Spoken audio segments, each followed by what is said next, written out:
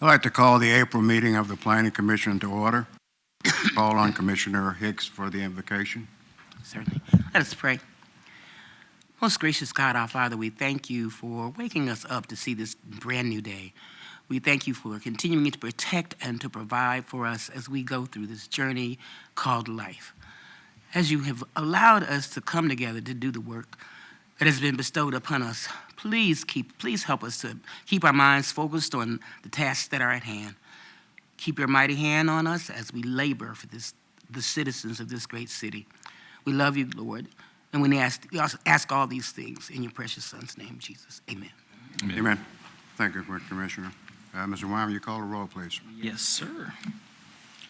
Commissioner Bauer. Here. Commissioner Creekmore. Here. Commissioner Eberwein. Here. Commissioner Edwards. Here. Commissioner Goodman. Here. Commissioner Hicks. Here. Vice Chairman Staylor. Here. And Chairman Singleton. Here. Mr. Chairman, we have a quorum. Thank you, Mr. Wyman. Are there any additions or changes to the minutes from the March meeting?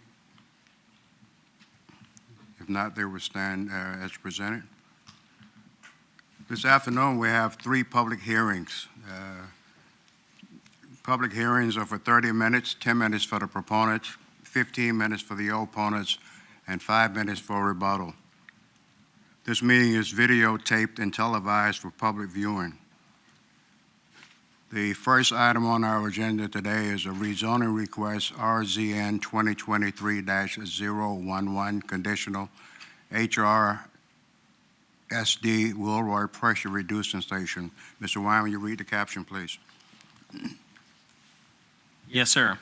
Rezoning request RZN 2023-011, conditional HRSD Wilroy Pressure Reducing Station, submitted by Rebecca Curall, HRSD applicant, on behalf of Gary Hart, HRSD property owner, in accordance with sections 31304 and 31305 of the Unified Development Ordinance, to rezone and amend the official zoning map of the City of Suffolk to change the zoning from B2 General Commercial Zoning District to M2 Heavy Industrial Zoning District.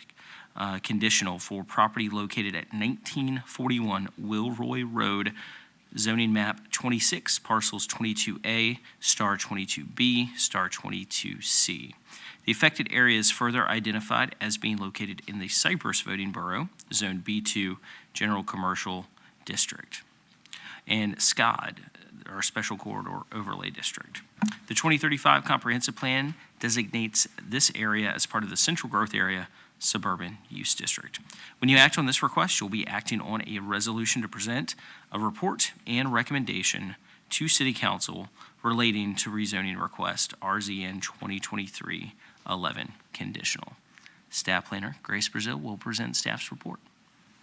Thank you, and good afternoon, Chairman and Planning Commissioners. As stated, the applicant, Hampton Road Sanitation District, which is more commonly known as HRSD, proposes to conditionally rezone the subject property from B2 General Commercial Zoning District to M2 Heavy Industrial Zoning District to allow for the establishment of an above-ground storage tank. The M2 zoning district would allow the above-ground storage tank to be a by right use, so a CUP would not be required. The subject property is located to the north of Route 58, which separates a multitude of non-residential uses.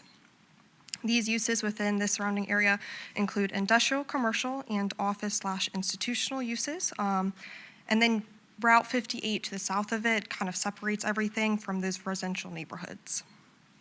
Directly to the north, you have the Children's Center, zoned OI. That is a daycare slash school for children. Then to the south, you have an old restaurant use that is no longer in operation. And then across the street, you have M1 and M2 industrial uses. So this is the rezoning exhibit that was submitted by the applicant. It is important to note that while the comprehensive plan states that major infrastructure like pump stations or treatment facilities are not supported in the designated suburban use district, HRSD for many decades has expanded their facilities to support the growing wastewater treatment needs for the region. The 2035 Comprehensive Plan provides various themes and policies that encourage adequate public water and sewer services in close proximity to major population centers. This property itself is located within the central growth area, so it would be an appropriate location when looking at where you would want these type of services. Some of these policies include to continue to support the HRSD in their efforts to ensure that the wastewater treatment and conveyance needs of the city, both current and future, are adequately met. Also to ensure the extension of wastewater collection to unserved developed areas, that they are consistent with the focused growth provisions of the comprehensive plan, while improving the quality of life within these areas. And then one more I want to outline is to ensure the continuation of an environmentally sound and efficient solid waste management system. So this is a conceptual plan submitted by the applicant. HRSD does intend to develop a pressure-reducing station and offline storage facility at the property to consist of a wastewater pumping station, which is going to be, I don't know if I have the pen, hold on. So this pressure-reducing station will be located in the front here within a structure. And then they're also proposing an offline storage facility, which is going to be that above-ground storage tank to the rear here. HRSD submitted this rezoning in an effort to meet their regional wet weather management plan, which is submitted to the United States Environmental Protection Agency, which is EPA, and the Virginia Department of Environmental Quality, which is DEQ, with a required regulatory completion date of December 2027. This pressure-reducing station and offline storage tank project will provide wastewater force main pressure relief during wet weather events by temporarily directing this wastewater flow into the storage tank to be stored and then released back into the system once capacity of the wastewater force main decreases to the normal operating levels. So this temporary relief of pressure off the force main during these rain events will help to prevent sanitary sewer overflows that have been documented at least 6 times, specifically around the Shingle Creek area since 2009. The narrative does state that the property location was selected due to its close proximity to what is known as HRSD's Windsor force main, and it's also located far enough upstream in the HRSD system to provide the relief for City of Suffolk pump stations, and is also located at the junction of the Wilroy and Windsor force mains. This is the voluntary proffer statement submitted. The proposed uses have been voluntary proffered in addition to a site layout, landscape exhibit, and elevations. This is the site layout, which takes into consideration the future Wilroy Road expansion, as well as the additional setbacks required for that special corridor overlay district. The Department of Public Works Engineering Division evaluated this rezoning request and noted that stormwater management associated with any new impervious area would be reviewed at the time of development plan review. Additionally, traffic engineering and public utilities also evaluated this rezoning request, and they have no objections. This is the landscaping plan that was proffered, which does depict the existing dense vegetation surrounding the property. Additionally, it does also depict the additional vegetation proposed to screen the above-ground storage tank along Wilroy Road and a portion along the side property lines where there are gaps in the forested area. The site has limited visibility from the adjacent properties to the east and west with a combination of existing and proposed landscaping. Lastly, this is the proffered elevation for the proposed use from Wilroy Road at the time when development has been completed, and then the landscape screening when it's first planted. The above-ground storage tank will be partially visible from Wilroy Road and is proffered to consist of an earth tone color to blend in with the surrounding vegetation. So the pressure-reducing station would be within that structure, and they have the tank directly behind it. As it relates to the potential odor impact to the surrounding area, an odor control plan was submitted and states that the above-ground storage tank will have a concrete dome that will be fully enclosed, and an odor control system will be installed that will scrub the foul air before releasing that air to the surrounding area. Overall, the requested M2 zoning district as proffered is found to be compatible with the surrounding land uses, as the proffered exhibits and odor control plan will ensure that the visual impact and potential noxious odors will have minimal impact to the surrounding area. There were additional elevations that were included but not proffered, just to visually show how things would be looking from Wilroy Road. So this is the same elevation that you just saw, but just with mature vegetation. And then this is looking straight on to that pressure reducing station. And then this is everything with the mature vegetation. And then this is looking to the north of the project site, and then with mature vegetation. Staff does believe that this request is found to be appropriate for this particular location due to the property being located near some City of Suffolk pump stations and the HRSD Windsor force main, which does need that pressure relief during wet weather events. And this rezoning is consistent with many statements and policies contained within the 2035 Comprehensive Plan. So with that being said, staff recommends approval of conditional rezoning RZN 2023-011 with the submitted proffers. That does conclude my presentation, and I'm available for any questions following the public hearing. Thank you. Thank you, Ms. Brazil. I will now open the public hearing. Who would like to come forward and speak in favor of this request?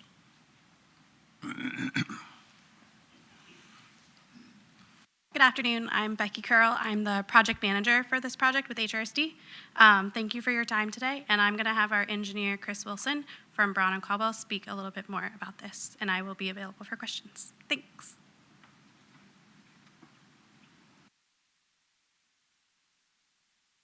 Good afternoon. Grace, thank you. That was, you covered a lot of the things that I have in my notes here, so I'll try not to be too repetitive. Again, I'm Chris Wilson with Brown & Caldwell. I'm the project manager for this design project for HRSD. Thanks for giving us the opportunity to support this important project for the City of Suffolk to reduce sanitary sewer overflows. And it's a required project for HRC to complete as part of a federal consent decree with the US EPA, Department of Justice, and Virginia DEQ. A little bit more background about what a pressure reducing station is. There aren't that many of them around in Suffolk. There is actually one up on Shoulders Hill Road, the Pewsville PRS. HRSD operates a little bit more than a dozen of these throughout its service area. And so your city pump stations, when they collect wastewater, primarily from homes, businesses. When it rains, there is rainwater and some surface water that can leak into the system, and so the normal daily flows can increase by double or triple coming from those pump stations into HRSD's system, which gets transmitted down to the Nansemond treatment plant. During these high pressure situations, or high peak flow situations, the pressure builds up in the force main system. These are pressurized pipes. There's nowhere for, water is incompressible, so the pressure just goes up in the system. And so one of the solutions that HRSD utilizes to be able to reduce the pressures in the upstream parts of the system is a pressure reducing station, which is essentially inline booster pumps. There's no wet well, so you probably are familiar with wastewater pump stations where there might be an open wet well that can create odors. This is just an enclosed pipe. It goes into a pump and an enclosed pipe that goes out, and it reduces the pressures upstream, which allow the City of Suffolk pump stations to have lower pressures, and when those pressures are too high, the systems can back up and have overflows, which creates a health risk and adverse effects to the environment. So by reducing those pressures, using a PRS, it avoids that situation. Now, in extreme events, HRSD has started to build offline storage tanks, which this project includes one. So normally, during rain events, the PRS, the pump station facility inside that building, will be the only thing that operates. It reduces pressures upstream. In these high events, which with climate change and everything, it's hard to know how often that's going to be, but we're talking handfuls of time a year.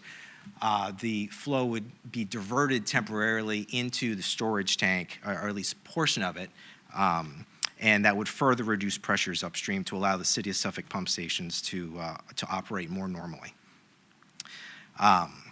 So again, this is a high priority project as part of HRSD's Regional Wet Weather Management Plan.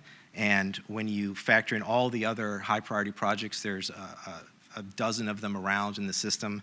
HRSD is going to be reducing the 5-year overflow volume by about 70%. And this is a key project as part of that. So we're here today to request that rezoning, conditional rezoning from B1 to M2 to accommodate the construction of the building and storage tank. We did look at different sites around. We had a few limitations. You saw the nature of the facility. We needed 3 to 5 acres of property. It needed to be along Wilroy Road because that's where HRSD's pipe goes, and we needed to be able to connect to it. There's another pipe coming in from Isle of Wight County, and it also picks up flow from Hill Point, Red Top, and Kings Fork areas, and that ties into the Wilroy Force Main just north of this site, so we needed to be near that as well. And so we identified about 24 different sites and compared them against the project needs, and this was the site that worked for all those different needs. The 3 parcels, about 5 acres near the line from Windsor along Wilroy Road. HRSD bought these parcels in March of '23, has re-subdivided them into a single parcel just this year, and is looking forward to move forward with the project. A few significant features of the facility. You can see the PRS building is designed to have architectural features that match the nearby community. Our architect, Guernsey Tingle, has looked at the nearby buildings to try and blend it in between the Children's Center, Ryan Construction, attempting to match those. HRC's Architectural Review Committee has reviewed this to make sure that it fits in. The facility is going to be automated and typically unstaffed. HRC has a very sophisticated SCADA system for alarms and to be able to make sure that they can keep track of what's going on, but it is typically unstaffed. There are routine inspections and maintenance that takes place. There shouldn't be any significant sound or vibration from the building other than when the generator is running during maybe a power failure or for periodic generator maintenance. The wet weather storage tank is going to be partially buried, and it will be lower in height than the PRS building itself. It is an earth tone color. It's kind of hard to see, which I guess is the idea in the renderings, a darker earth tone color to camouflage it. It is completely enclosed, as Grace mentioned.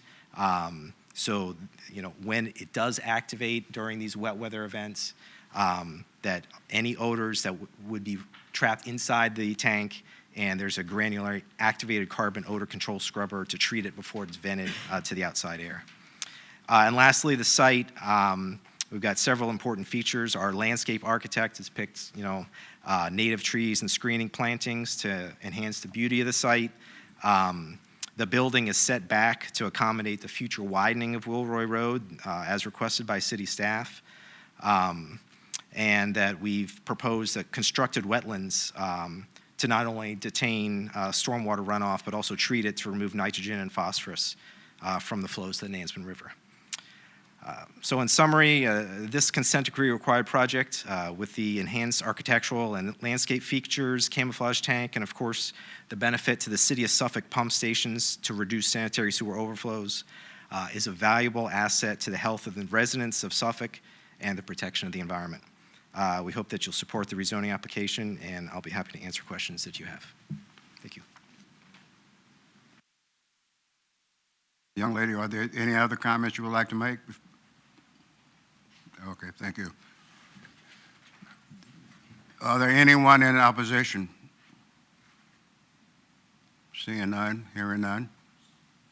We'll close the public hearings. Commissioners, comments, questions, or a motion?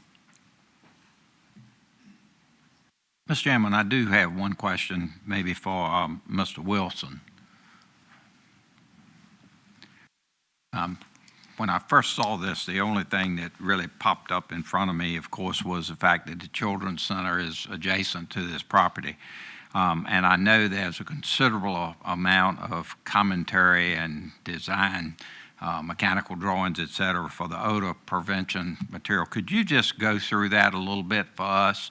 And at the same time, the other question, you mentioned that there would be a generator in the case of power failure, so there would be some noise also. What are you doing to make sure that that noise would not be objectionable to the child center? Because obviously I think they have preschool children on up, from infants and toddlers on up. So noise and odor would be obviously a concern for everybody. Absolutely. So as I mentioned, we did actually, Becky, Ms. Curl, had just this past week met with the Children's Center, reviewed the project in detail with them. They are very familiar with how the needs of the city and HRSD. And as you did mention, we've built a lot of our design around making sure we're good neighbors. So the odor control system is, I guess I should step back. The tank should not be used very frequently at all. During very intense rain events, HRSD operates one of these tanks up in Hampton and another one, I'm not sure if you're familiar with the skate park that's right off of 64. They recently built, it's the Woodstock Park tank, and City of Virginia Beach incorporated that into a skate park, and so there's a skate park on top of it. That tank has been used very infrequently ever since it's been constructed. It is an important safety valve for the system, but that being said, we're not expecting it to be used frequently. We do have the odor control system there, in case it is needed. A granularly activated carbon system will, will vent any of the fumes from the tank before it's released. It's designed to alleviate any odors that would come from the tank. During a wet weather event, as I said, a lot of the wastewater is actually just rainwater. Even when you take a shower, flush your toilet, do laundry, most of that is just water. In a peak wet weather event, you can see 2, 3, 4 times the peak flow, and again, all of that extra flow is just rainwater or water that runs in off of the street. So it's very dilute, and the odors from these are very low. We went and visited a facility down in Spartanburg, South Carolina. We had the HRSD operations staff to go see the tank cleaning process that we had designed for that tank, and that tank didn't have a cover on it, and it was nearby some other facilities, and they said we really don't have any odors that come from this tank at all, and that's with no cover on it. So I think by adding the dome, the odor scrubber system, I think that any odor concerns would be considered. As far as the generator goes, it is in the front of the building. It should only be used, during power outages. You figure if the power's out, the Children's Center probably, it's likely during an intense rain event, hurricane, nor'easter, it's not going to be running frequently. They'll test it. I'm not sure if it's monthly. I run it for a few minutes to make sure it's still running properly. But again, the noise, it's in an enclosed part of the front of the building. It's actually on the other side. And any noise that comes, a lot of the noise that the generator makes would be contained inside the building. Thank you, and thank you for letting us know you did talk with the Children's Center. Yeah, thank you. Commissioners, do you have a question? More? If there's no more discussion, I was going to make a motion to approve RZN 2023-011 with the submitted proffers. Second. Second. We've got a motion and a second. Any discussion on the motion? Hearing none. Mr. Wyman, you call for the vote, please. Commissioners, please vote.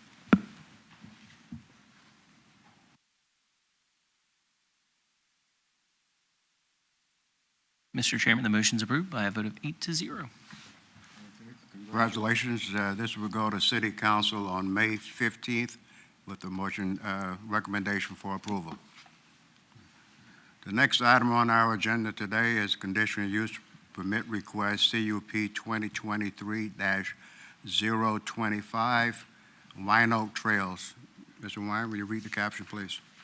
Yes, sir. Conditional use permit request, CUP 2023-025 Wyandotte Trail, submitted by Jeffrey Paxton, Paxton Contractors Corporation, applicant on behalf of Paxton Holdings, VBT, property owner, in accordance with sections 31306 and 31406 of the Unified Development Ordinance, to grant a conditional use permit to establish a surface mining borrow pit use to mine specialty types of sand on property located at 12,000 Wyandotte Trail, zoning map 59, parcel 4.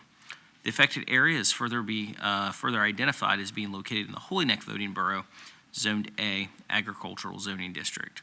The 2035 comprehensive plan designates this area as part of the rural agricultural use district. When you act on this request, you'll be acted on a resolution to present a report and a recommendation to City Council relating to conditional use permit request CUP 2023-025.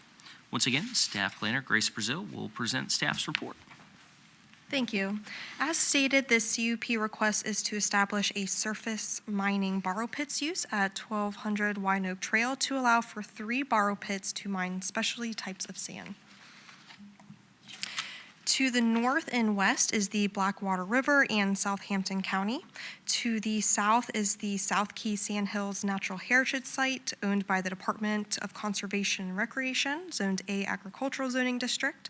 And then to the east, you have forested land, farm fields, and some residential uses, zoned A Agricultural.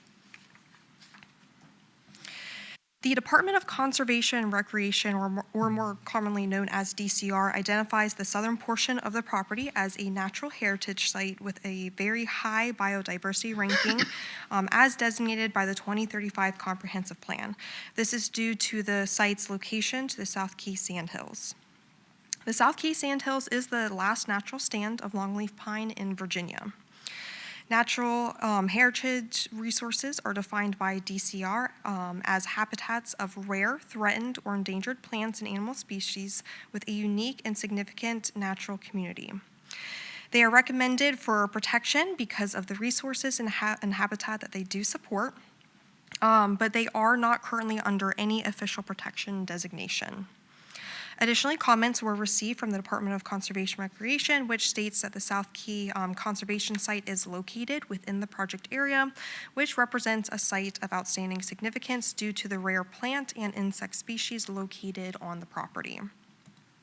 The Phase 1 environmental site assessment submitted with this application states that the site was previously logged and that there are no longleaf pine on the property.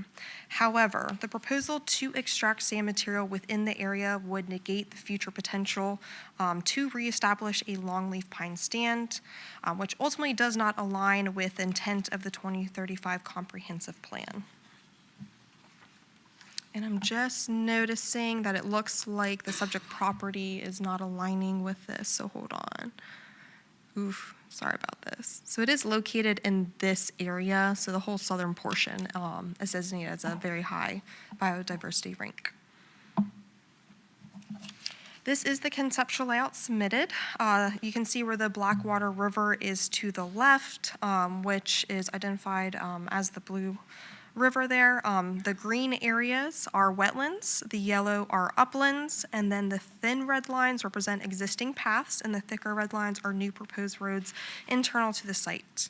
The purple star, which is also a little off too, so I apologize, should be right around here. So that purple star is supposed to represent the one access point to the site that is utilized by the properties to the south by an ingress-egress easement. The proposal would not restrict the future use of the access. Borrow pit number 1 is proposed to be 122 acres in size. Borrow pit number 2 is proposed to be 35 acres in size. And then the third borrow pit is proposed to be 53 acres in size, which does total 212 acres of surface mining operations. Borrow pit number 1 and 2, located to the bottom of the exhibit, are partially located within the designated South Key Sand Hill Natural Heritage Site. Upon completion of the surface mining use, the operations plan states that some areas will consist of creating lakes where depth is appropriate. The southern portion of the site will be created into a wetland mitigation bank and potentially donated to DCR. And then a portion of the property to the north is stated to be proposed to be potentially donated to the city of Suffolk as a park. At this time, city staff has not received, reviewed, or accepted the park proposal as part of this request and has not taken the proposal into consideration when reviewing this current request. But the operations are proposed to operate Monday through Friday, 7 a.m. to 5 p.m., and Saturday, 7 a.m. to 12 p.m. This is the second page of the conceptual layout, which does show some wetland protective measures for the wetlands that meander through the 3 borrow pits areas. The protective measures include a 3-foot wide by 3-foot high soil berm to be constructed next to the wetlands, followed by a silt fence, and then a 10-foot setback from the start of those borrow pits. Additionally, a 25-foot setback is proposed along the property lines. There is also an exhibit that shows that there will be a gate at the only entrance to the site. The applicant has stated that is existing. So again, it's not supposed to limit the access to the properties to the south that are using that access area. And then the top left-hand corner of this is their haul route. The haul route shows majority of the haul trucks going to the north toward 58. And then it looks like some of them are going to be going westbound toward Southampton County. Since everyone has received their Planning Commission staff reports, staff did receive an updated haul route with trip generation numbers on April 15th, which was yesterday. So you should have that exhibit at your seats. Traffic engineering has reviewed and accepted the exhibit above, which does align with the haul route on the conceptual layout. There's just greater detail. And then the operating plan states that the public right-of-way will be kept free and clean of debris. Roadway impacts will be addressed by the applicant through submittal of a road improvement plan for Wyandotte Trail to be approved prior to or in conjunction with the borrow pit site plan. As such, staff has recommended this condition if a motion for approval is considered. Staff has reviewed the conditional use permit criteria in the UDO and has found that the proposed surface mining operation does not conform to the surrounding area, as the property to the south is a natural heritage site owned by DCR.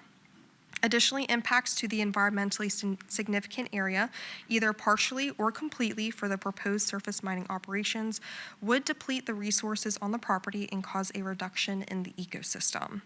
Staff believes that this request does not align with the intent of Chapter 7, Natural and Cultural Resources of the 2035 Comprehensive Plan, which aims to identify and protect the natural heritage resources within the city of Suffolk.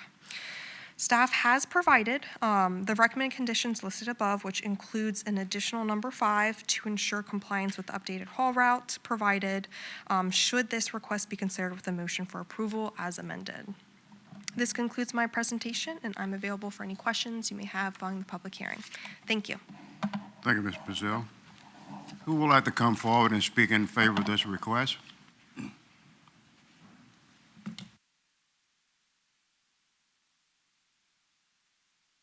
Good afternoon, Mr. Chairman, Mr. Vice Chairman, members of the Planning Commission. My name is Jesse Johnson. I'm an attorney here in Suffolk.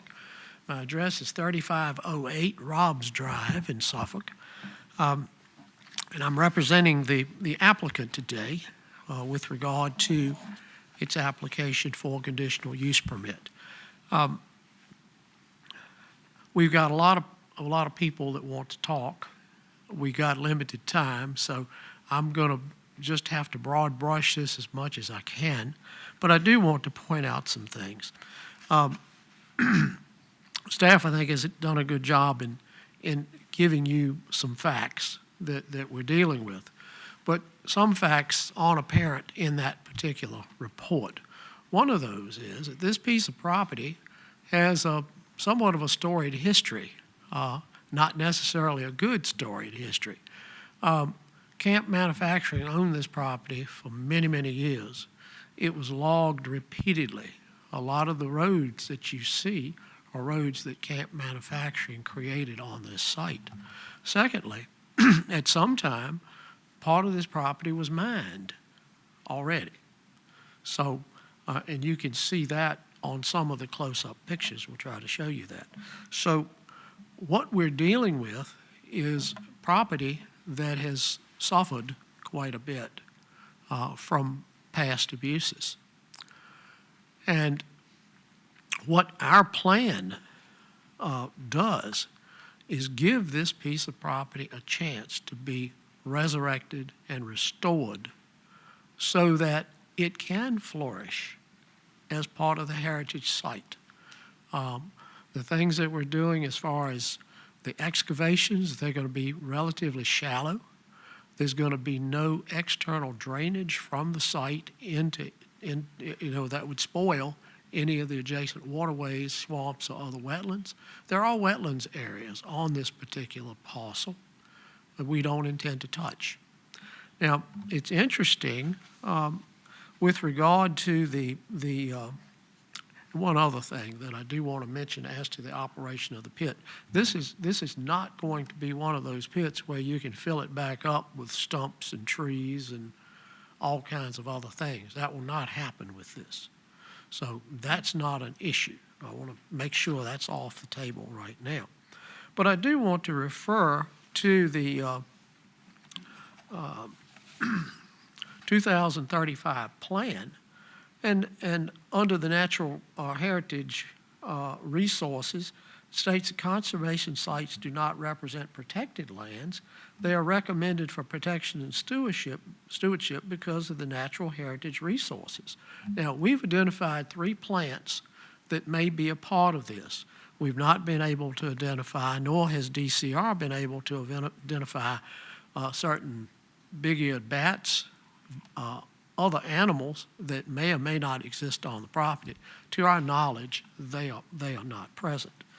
But I do want to call your attention to the letter that came from the Commonwealth of Virginia, DCR, and they talk about impacts as it relates to properties like this. Now, one of the things, and we're dealing with cores. You've probably heard all this before. They have cores where they kind of flare these things out, and they take into account some of the areas that may be impacted. It may be heritage, but this is interesting, and I'll read it to you. Impacts to cores occur when their natural cover is partially or completely converted permanently to develop land uses. Well, number one, we don't have a situation here where we are converting anything permanently to developed land uses. It's going to go back to what we refer to as a wetlands mitigation area, which, if anything, would make the environmental pluses for this particular site even stronger. So that's a point that I think you should take into account. Now, when we talk about habitat conversion, and I'll read this, habitat conversion to development causes reductions in ecosystem processes, native biodiversity, and habitat quality due to habitat loss. In this particular case, if you go and see this property, what you'll find is a lot of overgrowth. I don't know whether anything is going to grow through the overgrowth that's there. And maybe our scientists can speak to that. DCR, and this is in their letter, recommends avoidance to impact to cores When avoidance cannot be achieved, DCR recommends minimizing the areas of impact overall and concentrating on the impacted areas at the edge of the course so that most of the interiors remain intact. Well, we're not excavating the entire parcel, only parts of it, and we intend to restore those so that it is viable from a natural resources standpoint. We have other people that want to speak. We're running out of time, but I'd like for you to hear from Molly Birch first. She's our environmental scientist who could shed some light on this as well. Thank you very much. I'll be open for questions if you want to ask me any.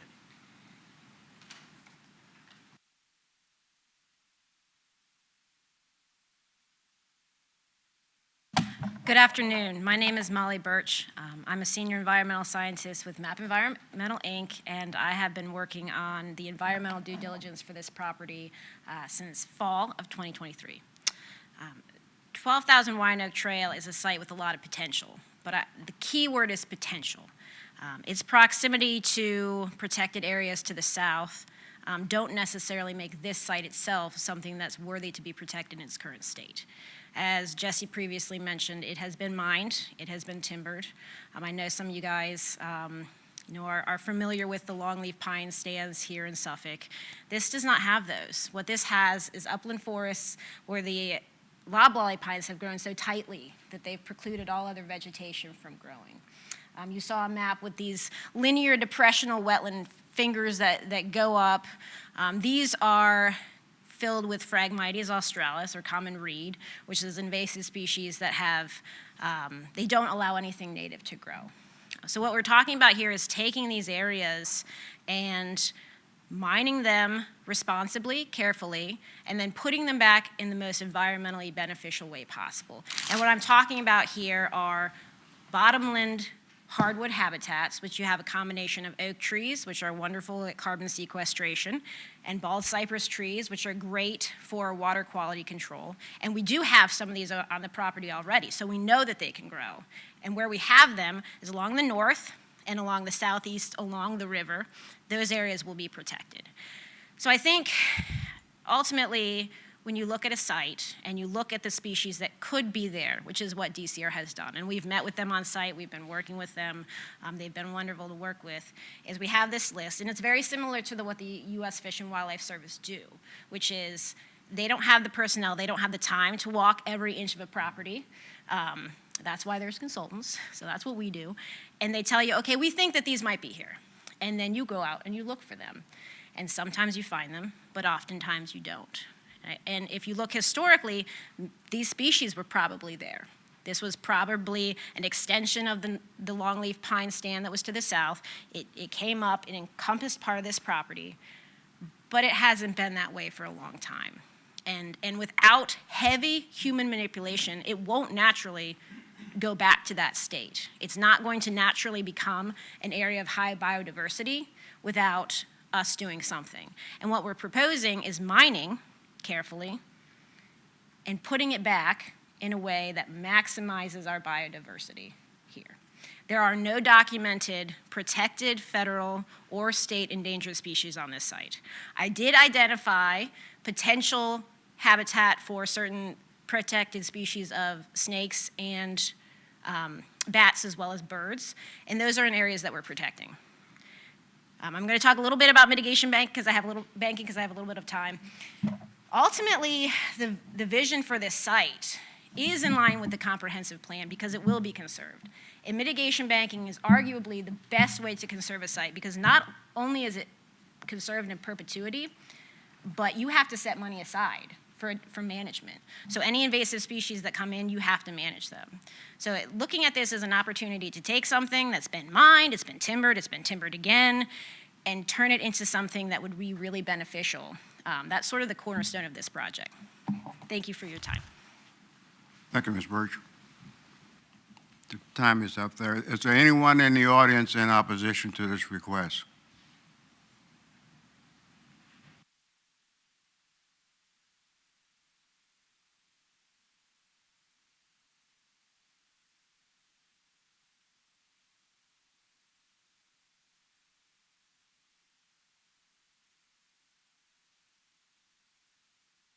Good afternoon.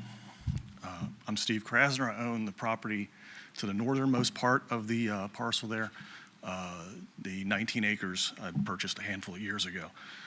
A few questions I have about this is, first off, is the start time. 7 o'clock seems awful early. I mean, there's places where you can't even dump a dumpster at 7 o'clock in the morning. I mean, you want to run all this equipment? I sort of an issue with that.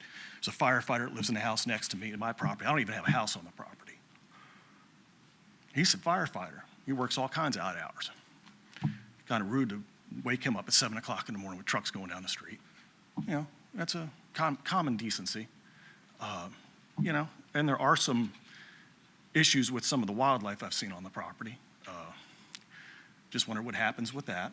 I mean, I'm not going to say it's not my backyard. I mean, he has the right to do what he wants to do on his property within reason. But, you know, it does affect a few people. It's not a giant area. It's not a high-density area. There's 4 or 5 houses on the property. So for 4 or 5 residents, you know, there's not much opposition. I'm the only one here, it looks like. So, you know, and that's all I have to say. I'll be brief. You know, I'm a brief person, so I wish you all well. Thank you. Anyone else to speak in opposition?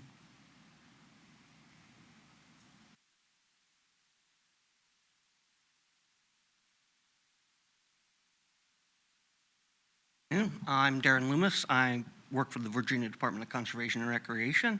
I thought I'd come and give our perspective on this project. First, I wanted to point out that we did get news from Mr. Paxton that this meeting was happening, but he did know that it was happening on the 19th and not the 16th.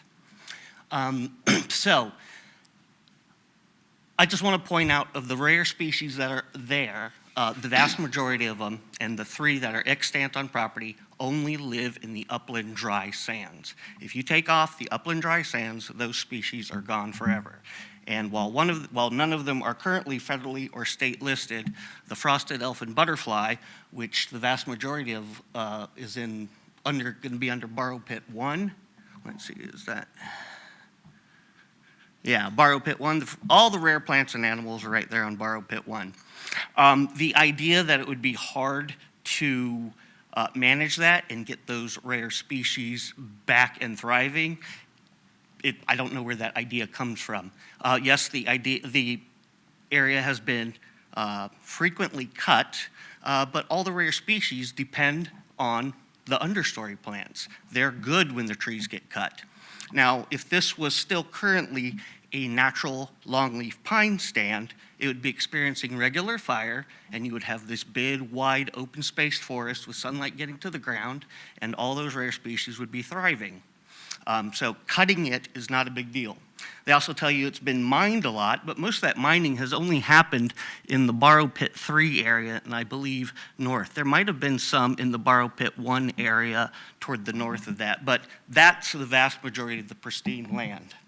And the idea that a surface mine that then gets watered and turned into a man-made wetland, a mitigation bank, there's not many people that are going to tell you that that habitat is going to be a higher quality than what would be there normally. And it was mentioned bottomland hardwood forest. That is the most abundant habitat right there along the river. Making more of that does not benefit, but taking away the upland, sandhill habitat for the frosted elfin butterfly and the Calmia angustifolia and the Morella pumila and some other species that would show up once you start just a little bit of management. And right there, if you look at Borrow Pit 2 where that inholding is, there are, I think, 6 native longleaf pine that are free to spill their seeds right across the road into those upland sands if that area gets protected. Thank you. Is there anyone else in opposition? Hearing none. Mr. Johnson, it's extended the time. This is the end of the time for opposition. Do you have time for a rebuttal now, please?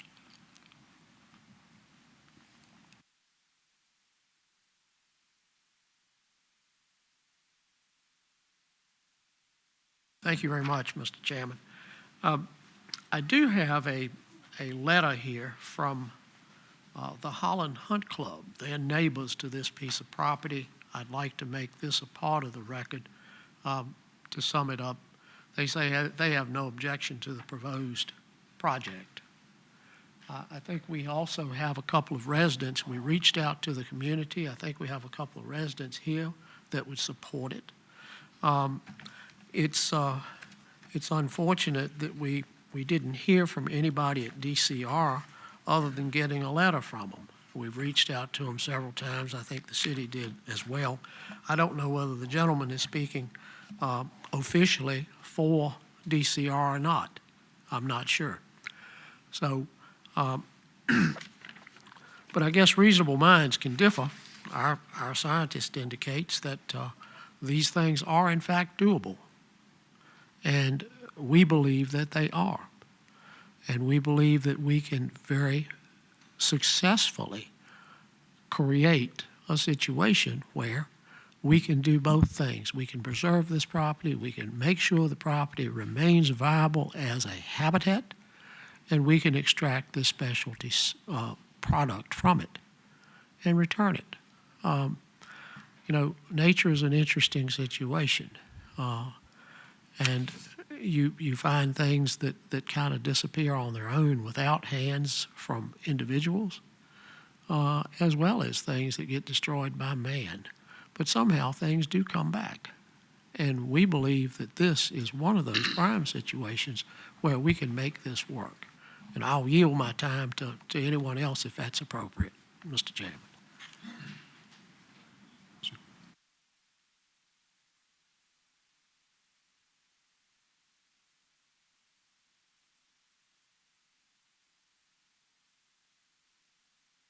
Good afternoon. So I would like to acknowledge that we did meet with DCR on our property, and we talked about different options of how we could either protect certain species or even relocate them, if doable, to areas that are already protected in the south. We are not trying to go in and we're not trying to destroy everything that's there. But the fact is that you have pockets. You have pockets of areas that hold a few rare species that are not protected, but they're rare, in a very large property that overwhelmingly has been manipulated. Overwhelmingly, what we see is not valuable. Again, we see these tight forests of loblolly pines that are not allowing anything else to grow.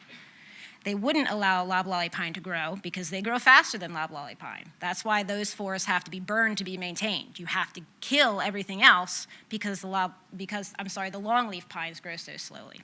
So the loblolly pines take over the longleaf pines, and that's part of the reason that we don't see more of these forests, because we don't have forest fires anymore. We have controlled burns, but we don't have forest fires anymore controlling these. We do have bottomland hardwood forests, and we do have a lot of them, but that doesn't make them not valuable, particularly as we're looking at more sustainable ways to handle stormwater retention and water quality protection. You know, these are areas that contain water naturally. They're their own, nature's own BMP is a wetland. So, you know, the Blackwater River enhancing its floodplain, all that's going to do is store water. And you plant certain species of trees that naturally clean the water. They bring in all the nutrients. They enhance water quality. So just because something's different than what was there 100 years ago doesn't necessarily mean that it's not valuable. And the biodiversity on this site is limited to little pockets. We've worked with DCR. We're talking to DCR. We've met with DCR, and we've observed certain things. So we've done what we can to try to balance the needs of humans and the environment. And it's a hard thing to do. I mean, it's a really hard thing to do.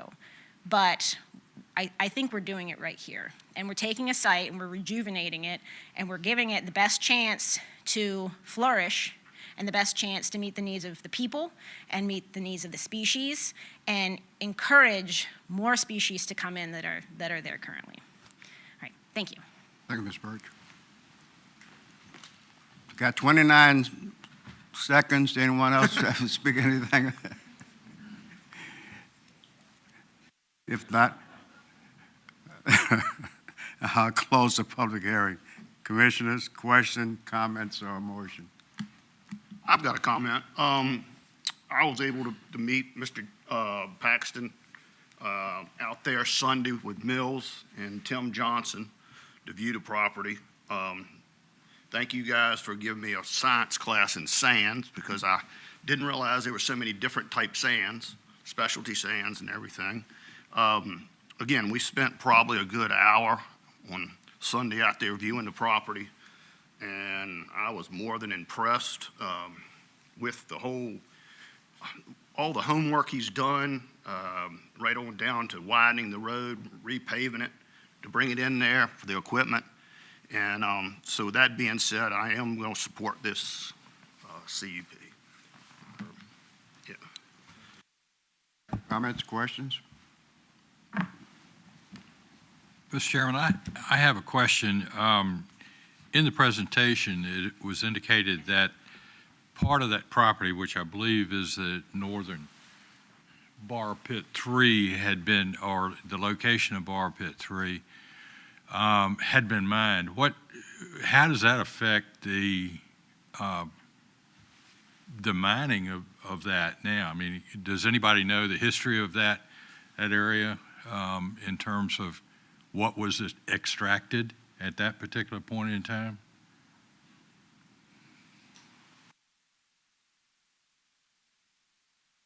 And I guess also, while you're coming up, how does that affect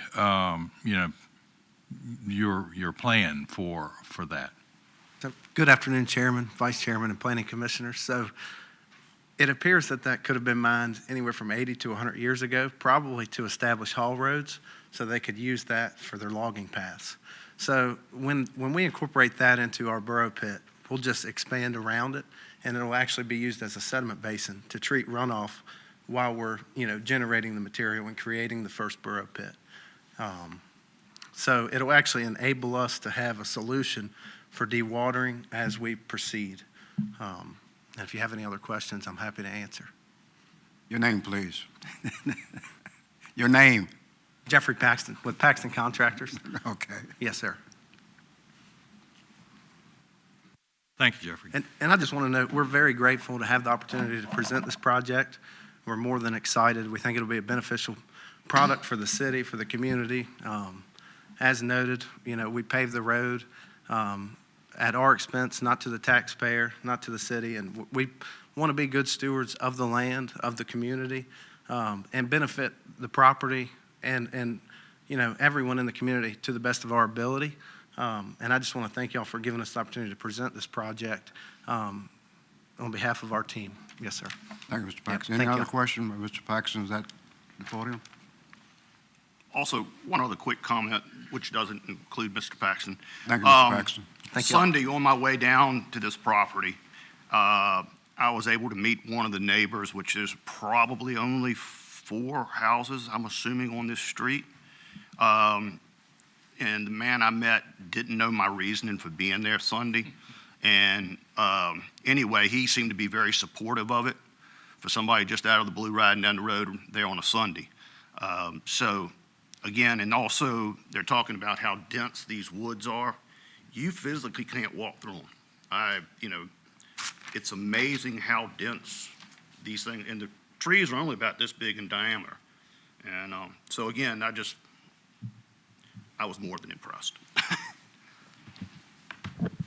You wanna go? Question. Is it possible to ask a question of Mr. Loomis that came up in opposition?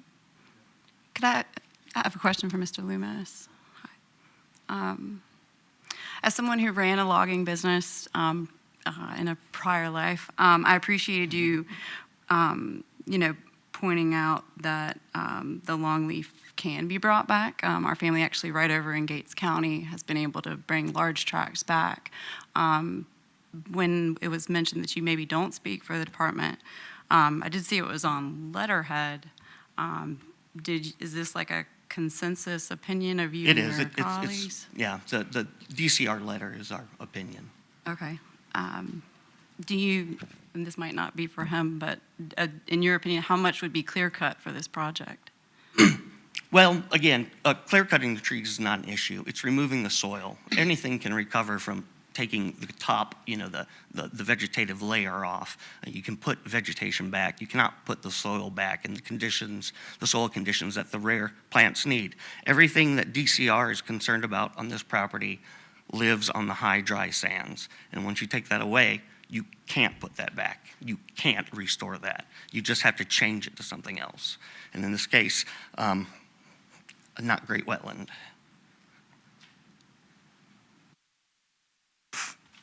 Sir. Right? Mr. Chairman, you know, I really believe in leveraging goodwill. So, hold on. No, ma'am. No. No, ma'am. We'll close the public hearing. We'll close that section. She interrupted my joke. But, Mr. Chairman, I would like to speak to the opposite side, so I guess you can come back up. I have a question for you.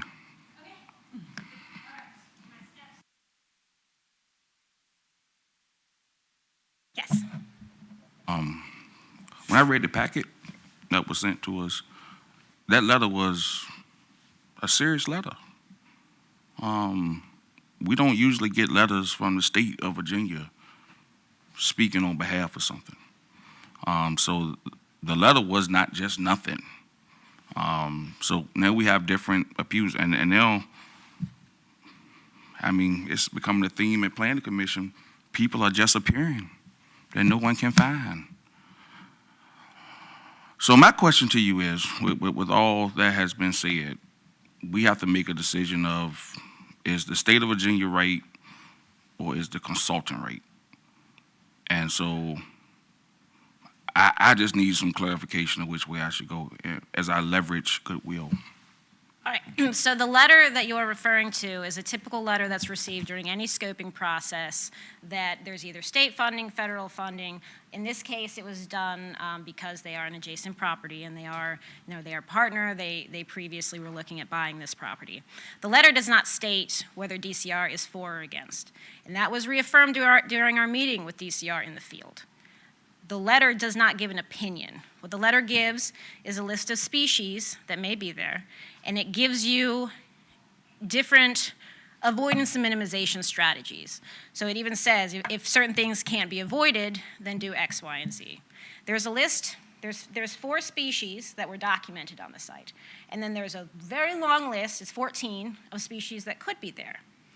This is typical for any area where you haven't had thorough boots on the ground inventories of what's there, because it's just impossible. Like I previously stated, U.S. Fish and Wildlife Service does the same thing. I can enter in a site into their database, and it pops up all these different species that could be there, because you just don't know. You just don't know until you physically look at it.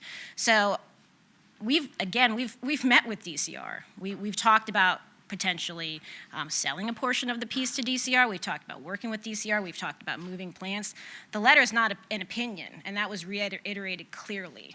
The letter is a guidance document, and it's typical. I actually received it, and I thought, oh, this is actually pretty good, because it's just a list of what could be there, and it's sort of an invitation to take certain steps to try to mitigate your impacts. So I've spent probably 100 hours walking this site. I've spent more time walking this site than I think probably any other person. I'm a professional wetland scientist. I'm not a subject matter expert on sand. But I do know a little bit about plants, and I know what I'm looking for.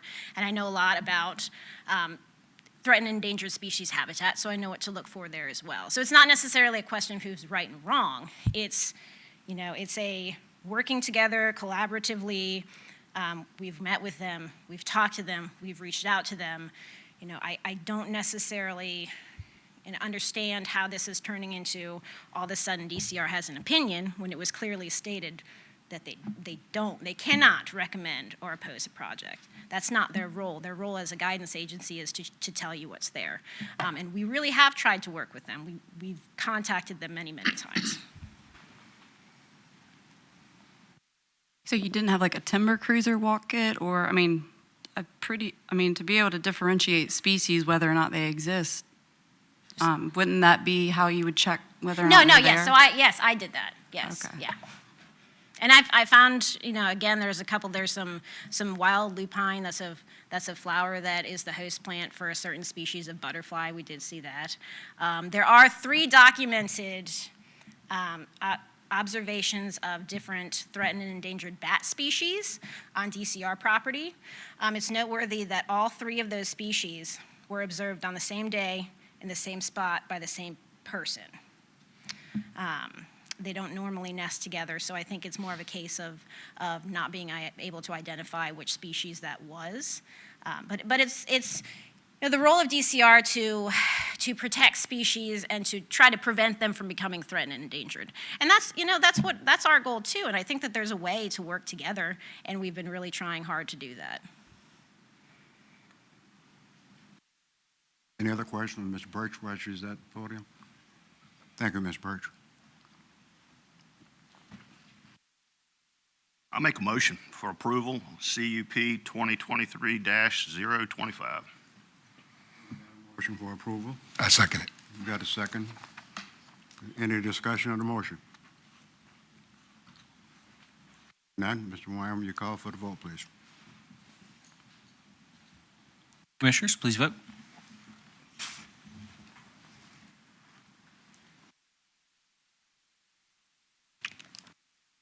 Mr. Chairman, the motion is approved by a vote of 7-1. Mr. Johnson and the Paxtons, congratulations. You have the approval of this committee, and we'll go to City Council on May 15th with a recommendation for approval. Thank you. The next item on our agenda is the conditional use permit request, CUP 2024-002, Parkwood. Mr. Wyman, you read the caption, please. Yes, sir. Conditional use permit request, CUP 2024-002, Parkwood, submitted by Bob Arnett, Coastal Virginia Partners, LLC, applicant and property owner, in accordance with sections 31306 and 31406 of the Unified Development Ordinance, to grant a conditional use permit to establish a school, business, or trade use in order to establish a satellite trade school on property located at 612 Carolina Road, zoning map 34, parcel 83. The affected area is further identified as being located in the Whaleyville voting borough, zoned B2, general commercial zoning district. The 2035 comprehensive plan designates this area as part of the central growth area core support use district. When you act on this request, you'll be acting on a resolution to present a report and a recommendation to City Council relating to conditional use permit request CUP 2024-002.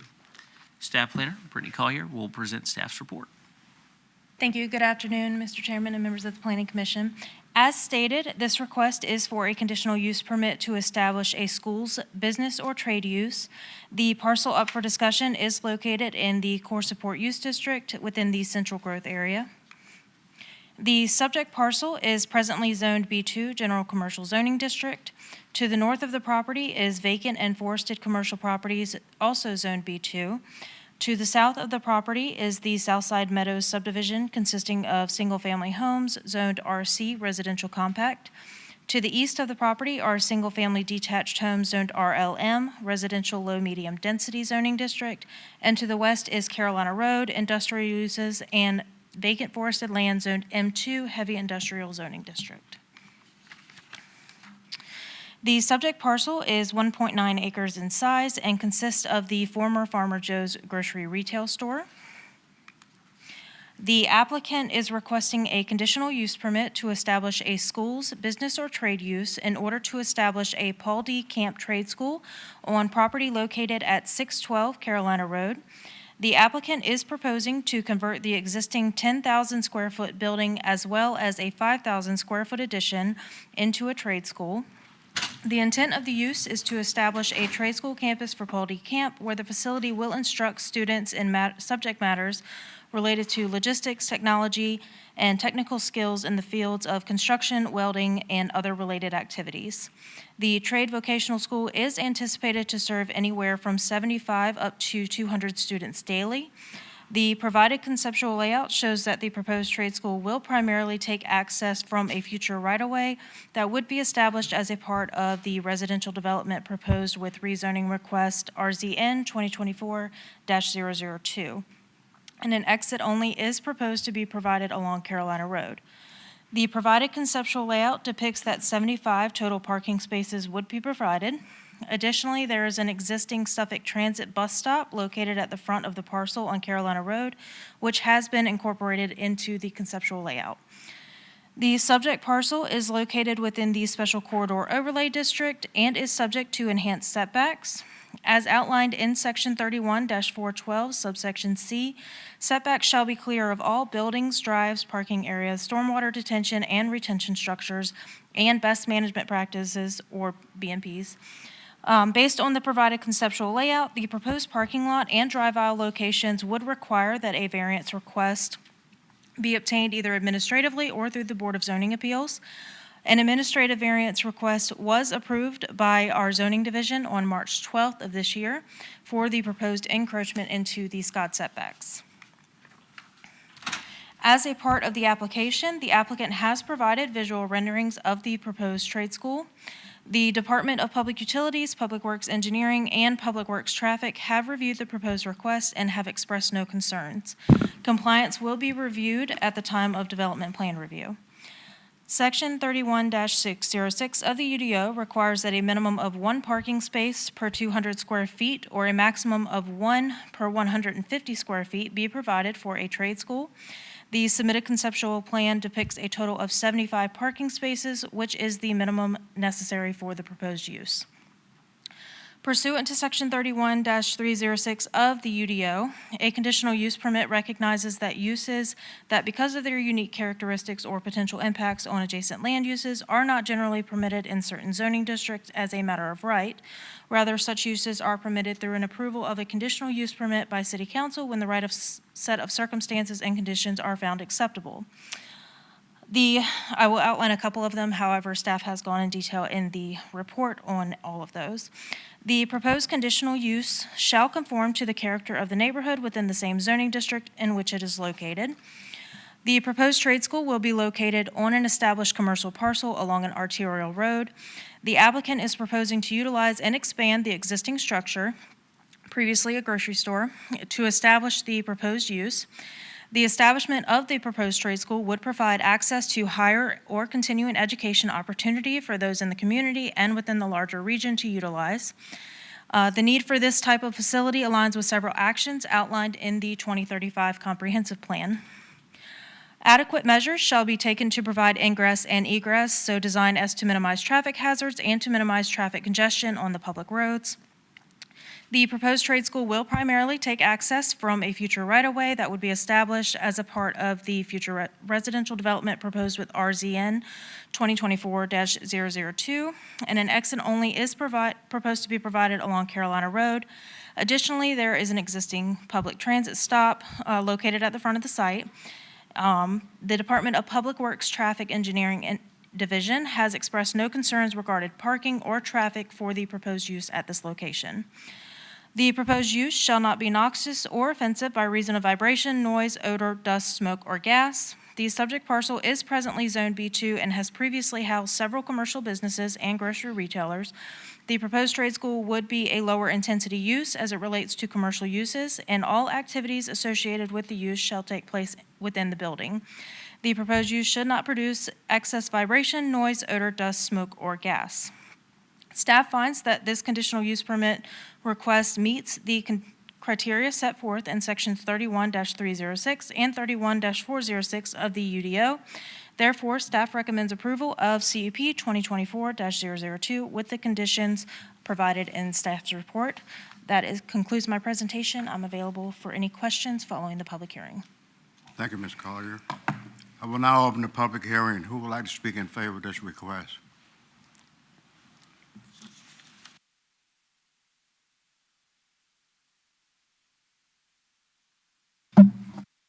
Good afternoon, Chairman, Vice Chairman, members of the Commission, and City staff. My name is Grady Palmer. My business address 999 Waterside Drive in the City of Norfolk. I want to thank you for the opportunity to be here today to discuss what I think is a really exciting opportunity for the city and for the community for Paul D. Camp Community College to locate in this former Farmer Joe's location. As you know, right now is essentially boarded up. It's been vacant for a number of years or a period of time, and it's a wonderful opportunity to revitalize this great piece of property. This idea for Paul D. Camp originated with the city staff approaching my client, Mr. Arnett. The building essentially fit the specifications for the college perfectly. It was really the only building in the city that existed and was vacant that fit the profile that the college needed. And so the city staff approached Mr. Arnett and discussed the option, if there was an option for this building to be offered to Paul D. Camp. And it really worked well and we talked last month about this being one project, the rezoning Parkwood, the residential community being one project with the Paul D. Camp Community College location. And so, as you can see on the site plan there, a lot of the infrastructure for the college is actually located on the Parkwood site. The stormwater management, the ingress and egress to Carolina Road, and all that is provided on the Parkwood side of the property in order to allow the college to maximize its usage of this parcel. And so wanted just to reiterate that again. We do see it as one project. And one of the things that you need to be aware of is that the condition to the use permit, and I'll just read it for, and we're certainly agreeable to the conditions, but there's a but. The conditional use permit, this is condition number 1, the conditional use permit is granted to establish a school's business or trade use in substantial conformance with that conceptual site plan. And that's important because if anything changes, then we have to come back through the process to the commission, to council, to get a revised conditional use permit. And the reason I say that is, we don't know the outcome of the rezoning. We've designed this as one project, and certainly this commission and the council ultimately retains discretion as to whether to approve that rezoning or not. Not knowing the outcome of that, I wanted to state it here today to be just perfectly clear. We're committed to the college. No matter the outcome of the Parkwood rezoning, we're committed to seeing the college come to life and flourish there. And so whether the Parkwood rezoning is approved or not approved, the applicants are committed to the Paul D. Camp. And if that requires us to come back and redesign the site somehow, we're going to do that. So we're committed to the college. We think the college is a phenomenal opportunity for the city and for the community. I just want to highlight just a few things for the commission. So since the last time that we were here, we did schedule and have 2 community meetings. One community meeting was scheduled, but due to a plumbing issue in the church, it had to be canceled. There is another meeting that's scheduled for next week with members of the clergy to meet with the applicant to discuss issues with the rezoning with Paul D. Camp Community College. So all that will continue to happen. We want to be an open book. We know we did not handle the community meetings properly the first time around, and we certainly apologize for that. But we have conducted meetings. We will continue to conduct meetings and work with the community to make sure that this project, if approved, is a good neighbor to all of the neighbors, not just Greenfield Crescent, but our community to our west. So with that, I'll stand by for any questions that you have, and I do ask for your approval of this and the rezoning. Thank you.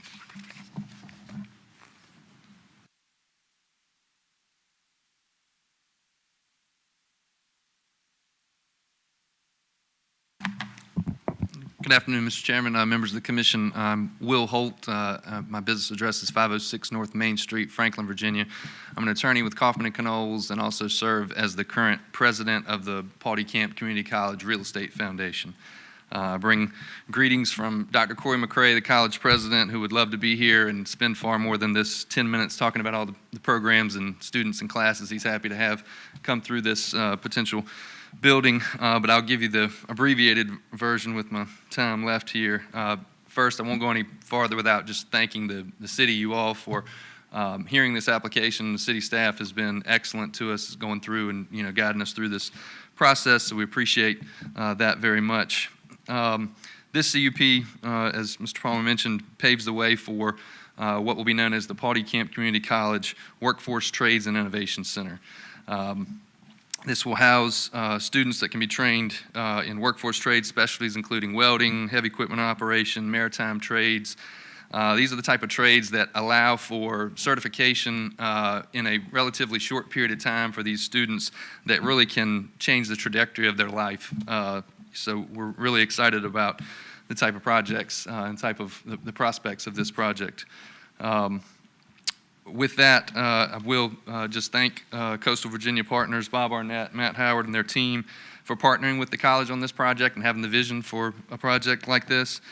This project would not happen without the donation of this land as well as that shared infrastructure that Mr. Palmer mentioned. We've got some funding secured for building renovations certainly, but the undertaking of access entryways, utility connections, the type of infrastructure that's going to be needed to make this project happen would not happen without Coastal Virginia being our partner here.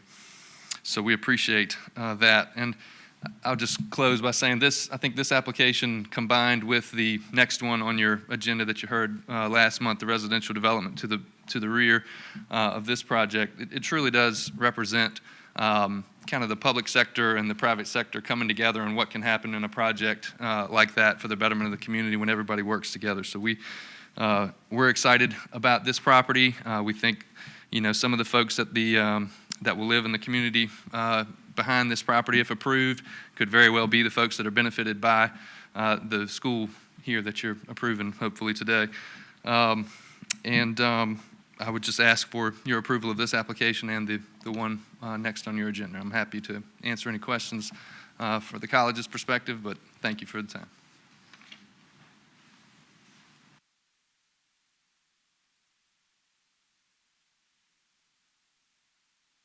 Greetings, Mr. Chairman, Vice Chairman, members of the Planning Commission. My name is Lakita Frazier. I'm representing Smart Growth Suffolk. My address is 327 York Street. We are here in support of the Paul D. Camp project.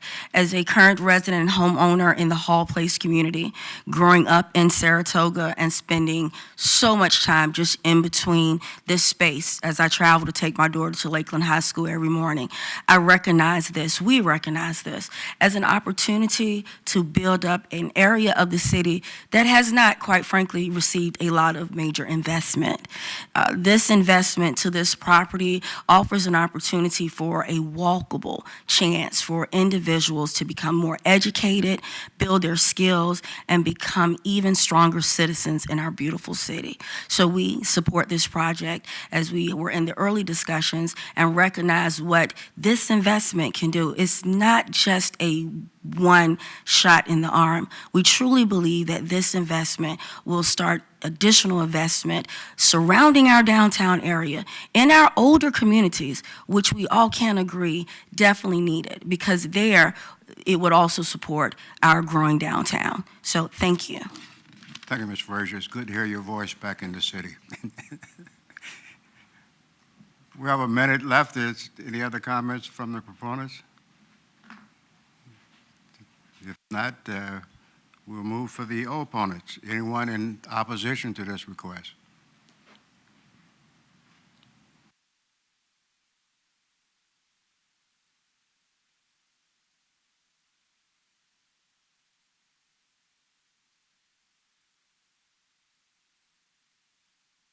Good afternoon, y'all. My name is Eric Tomlin, 316 Greenfield Crescent, neighborhood directly behind this project here. They're saying that this school is going to have roughly 75 to 200 students. That's not including staff members, but they're only going to provide 75 parking spots. Where are these additional parking spots or vehicles going to be parking at? Because they're saying the bus route's going to go there, but really in the neighborhoods around it, it's really older folks, communities, elderly people. So we really ain't going to be taking a bus to that place where that close to it. So where is the additional parking going to be taken up at? That's the question I got. We're not taking any, we're not going to give you any answers. I'm with you. I understand that. It's just a question I'm bringing to light. Okay. Thank you. Is anyone else in opposition? Hearing none, we'll call for rebuttal. Someone can answer that question, Mr. Palmer?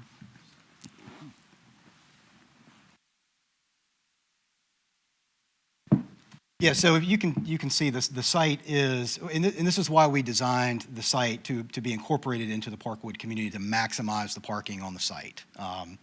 So it meets the city code requirements for parking. It is on the just compliant side. So there isn't overflow parking, but it does meet the city zoning ordinance or the city UDO for minimum off-street parking. But I think this is why we've taken such an effort to design it. So all the road infrastructure, the stormwater management is on the Parkwood site to maximize the amount of space available for the community college. But the site plan in front of you today does meet the UDO requirements for off-street parking. Thank you. Does anyone else have any comments on?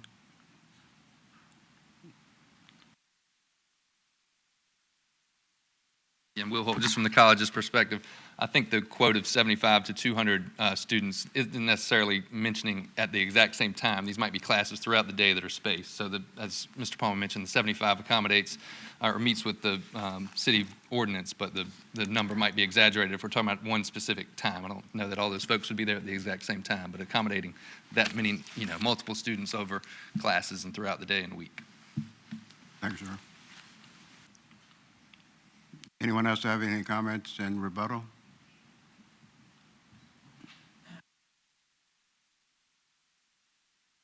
Good afternoon. I'm Jason Horner. I live at 330 Greenfield Crescent, like directly behind that building. They brought up all the parking spots and stuff like that.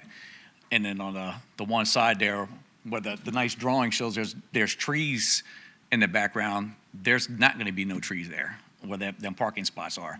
So the thing with that parking lot, where all the street lights, and now where all the houses that are there had these trees blocking all the noise pollution, the light pollution, you're going to have street lights in that parking lot.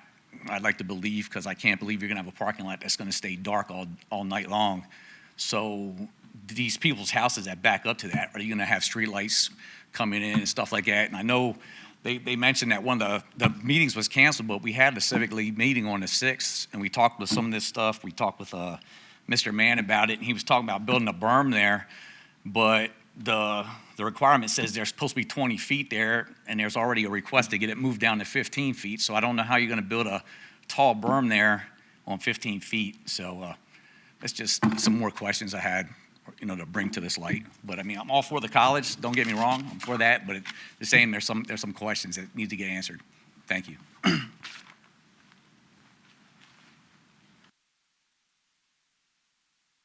Now close the public hearing. Commissioners, question, comments, or motion?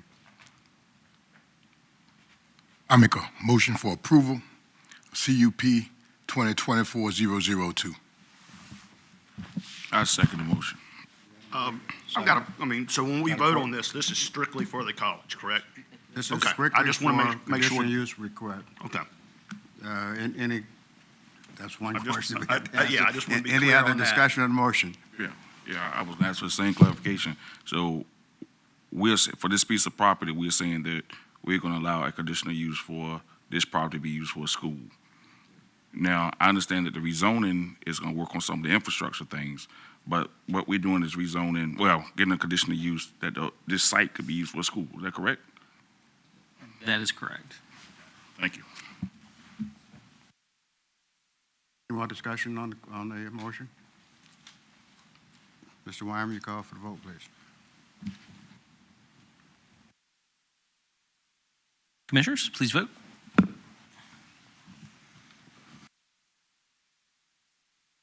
Mr. Chairman, the motion is approved by a vote of 8-0. Congratulations, Mr. Palmer and Mr. Arnett.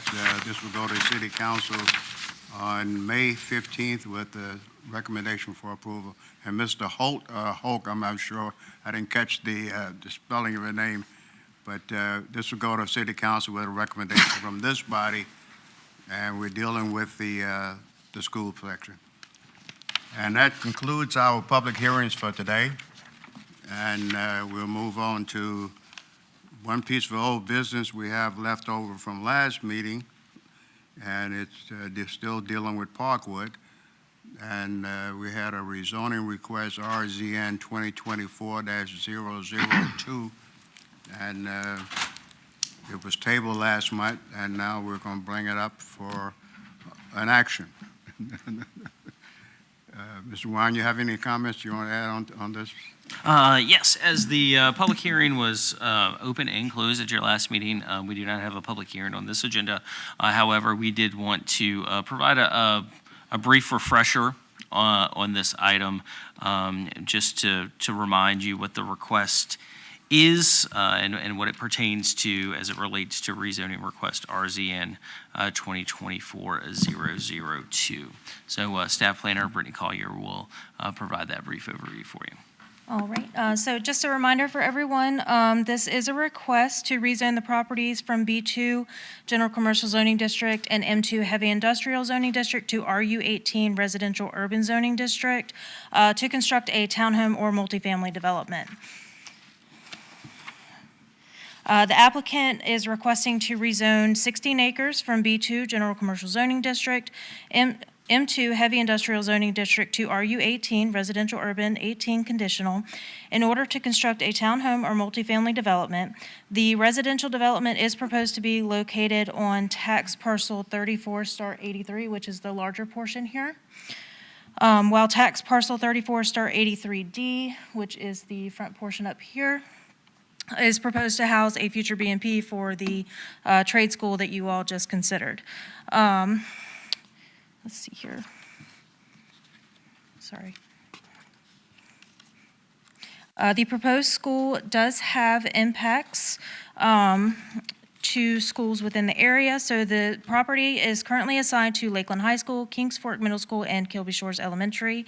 As tax parcels 34*83 and 34*83D are presently zoned B2 General Commercial Zoning District and M2 Heavy Industrial Zoning District, the parcel has no by right residential unit allowance that could be counted towards impacts to the schools. After considering the current student enrollment and total committed development, the net students that are expected to be generated from the proposed development, the high school and middle school levels have sufficient capacity to absorb the additional students generated by the proposal. However, there is a deficit at the elementary school level. The applicant did voluntarily proffer 7 conditions in support of the request. The first proffer outlines a total cash contribution for impacts to the school. The second proffer limits the development to a maximum of 235 townhome or multifamily units. Proffers 3 through 6 speak to the design elements of the development. And lastly, proffer number 7 pertains to traffic improvements, which states that the owner shall make road improvements as outlined in the approved TIA. As outlined in the approved TIA, the applicant will make the following improvements. Access will be provided via a new roadway connection to Carolina Road. An exclusive northbound right turn lane will be constructed, and the new approach will include an exclusive left turn lane and exclusive right turn lane. The proposed development will make connections to 3 existing residential streets, being Woodrow Avenue, Lewis Avenue, and Charlotte Avenue. And subsequent to staff's report going out, the applicant did supply a exhibit that they were utilizing with their meetings with the public outreach. I have provided that on your screen. However, it's important to note that this exhibit is not proffered. So that concludes my overview. Thank you, Ms. Collier. Commissioners, questions, comments? Few questions, but my immediate question is, can you show me the parking lot for the school?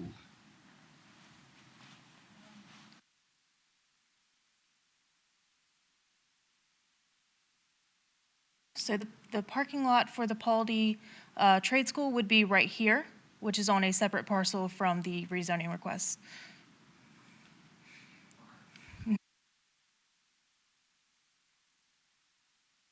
My second comment is that although I know that this should not be a public hearing, I also know that the residents were sent a letter saying that this was a public hearing, and that and so should we not allow them, since they were informed that it was a public hearing, to at least get their comments in? This body did not send out the notice. Okay, well, what do we do about it? Because I don't think we need to. I think it's wrong for us to send a letter. The planning department sent a letter out It came out the same way any other planning, any other letter would go to them regarding a public hearing. So do we do them an injustice by not listening to them if they came to talk? Not doing them injustice, but our protocol is, we had the public hearing last month. We extended the public hearing, if memory serves me correct, and we closed the public hearing. Did. And once the public hearing is closed, it is closed.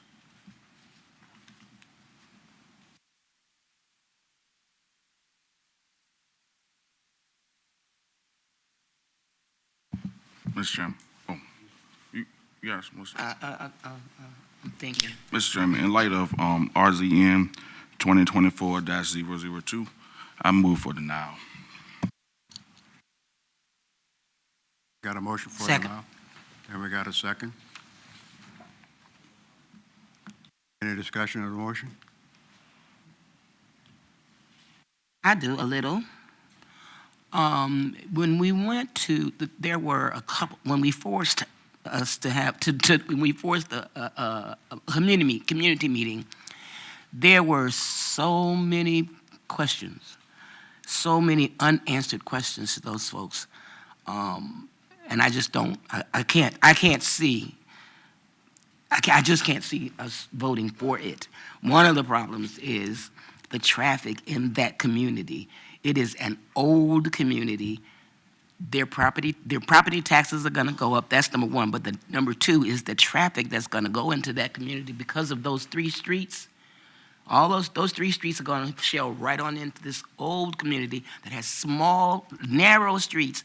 When we went to the meeting the other day, I'm seeing little kids just milling on across the street because they got relatives there on the street. So, you know, it was a common thing for them to do it. I saw it 2 or 3 times. I don't see us, I don't see what we're doing for South Suffolk by doing that to them. In my head, a Food Lion, a Dollar Tree, but not a bunch of houses. That's just me. And since they can't say it, I had to. And again, I've done this in the past. To be clear, yes means no, correct? Yes is for denial. Yes. Okay, I just make sure. A yes means you for denial. Correct. A no means you're Yes, sir. not for denial. Yes, sir. I just always like to reconfirm it before. Any other discussion of the motion? Ma'am, you call for the vote, please.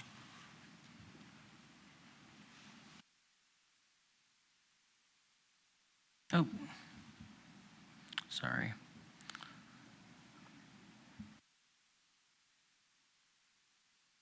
Commissioners, please vote.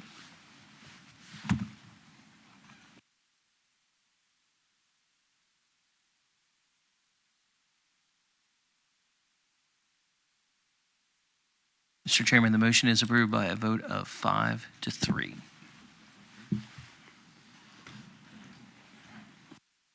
So this will, the motion for denial is there.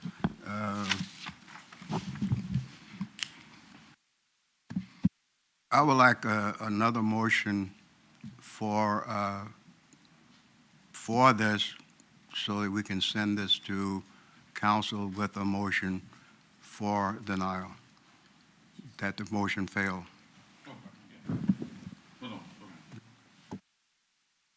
The motion passed with a vote of 5 to 3, so it was a motion for denial. So the recommendation to City Council would be denial. Okay, okay. Do we go with that then? Okay. This will go to City Council next month with a motion for denial.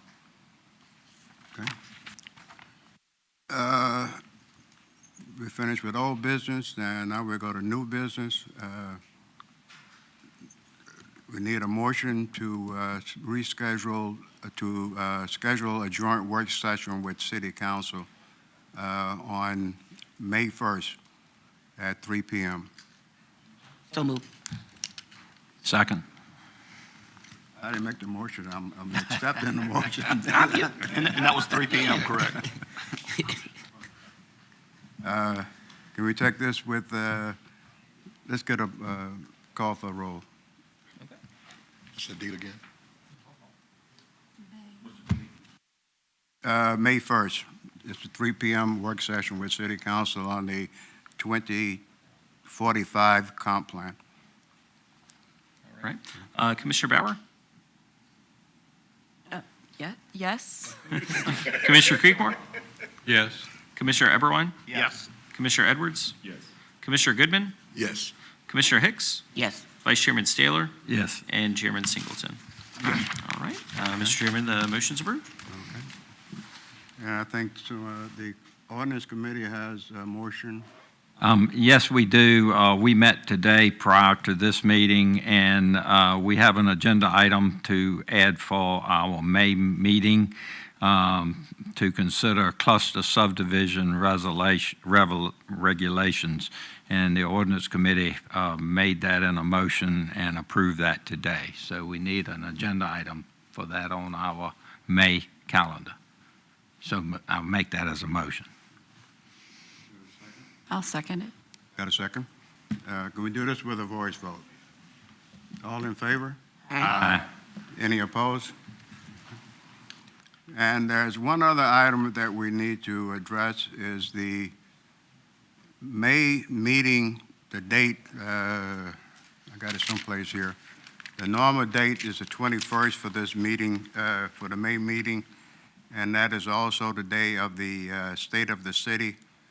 And we would like to maybe have all the commissioners go to the State of the City and not be rushed trying to get back over here for a 2 o'clock meeting. And so I'll accept the motion to move the meeting, the planning meeting from the 21st to the 23rd at 1 p.m. Mr. Chairman, I'll make that in the form of a motion. Second. Any discussion on the motion? Just a question. Do you have any idea what time the State of the City is? State of the City? I think it's 11. 11:30. I have a question. Way back when I was on the EDA, most of the folks from the EDA attended that, and they sat at a table. Are we going to have a table for the commission? Let's get the motion. Let's deal with the meeting first. He said, I want to look good. I'm just, administratively, I'm just asking. Can we do this with a voice vote? Yes. All in favor? Aye. All opposed? Okay, so we're all set that the May planning meeting will be on the 23rd at 1 p.m. And we have an invitation to the State of the City's address on the 21st at 11:30, and we'll deal with the table at a later time. Okay, status report for City Council meeting of March 20th, Mr. Wine. Yes, sir. We had 3 items go before City Council at their March 20th meeting. The first being a rezoning request to amend the existing proffers and design guidelines as it related to the Point at Harborview project. That is a mixed-use development originally approved in 2018. They amended their design guidelines to allow for utility facilities not otherwise enumerated as appropriate uses. That was approved. That paved the way for a subdivision variance that will allow for the construction of 2 recharge wells on lots without lot frontage on a publicly maintained street. That was also approved by City Council. And the conditional use permit, CUP 2023-011, the Barnes Road Wedding Venue, was approved with the conditions as provided by staff. Staff's report. No preliminary plats, and commissioners, any comments? I did have one thing from us. I'm sorry. Please, no. Okay. I just wanted to introduce a new staff member with us. So I'm sure he'll be making his Planning Commission debut sooner rather than later. But we are excited to welcome Matthew Madariaga with our planning staff. He is a planner with us, and I'm sure you'll see him present some conditional use permits and rezonings before we know it. What's his name? Yeah, but Dariada. Yeah. I have a comment that with this item that we just denied, the developer provided the required 2 egress for that property. And I understand that there was a lot of opposition from the that other development, Crescent, which has no bearings on this property that we're voted on. That's my comments. And if no other comments, we stand adjourned. Oh. Just really eager to get out of here. I do have a comment. Are we still being? We're not yet being visualized on TV, are we? Sure we are. Right. Yeah. I'm just asking before I ask my question. How much do me as being a part of the commissioner do I put myself in the middle of a project? Now, that's my question. I'm supposed to stay in the middle. I don't interject me on one end or the other, right? I just want to know. Yeah, we're an advisory board. Yeah. And we were appointed by city council, and we make recommendations to city councils. But what I'm talking about, when between parties, between the neighborhood, the builders, we don't take sides. We look at the information, but we don't interject ourselves either way, do we? I look at it that we're here to deal with land use issues, not personalities. And that's why I made the statements. We're dealt with the land of that parcel that we just denied. That developer provided the 2 ingress that's required for any property that's wanted to subdivide more than 25 parcels. He did due diligence in doing that. Unfortunately, the developer that developed the other development didn't do that. And this developer did, and we're rejecting it. That's all I have. Any other comments? I think, well, I think what you were talking about, I think when I took some of us have taken the planning course, that was pretty much, it's spelled out as to what you should do, what you shouldn't do. And it's kind of a fine line, you know, whenever you get involved in situations like that, like this. And you have to be very, very careful about how you tread one way or the other on this thing, because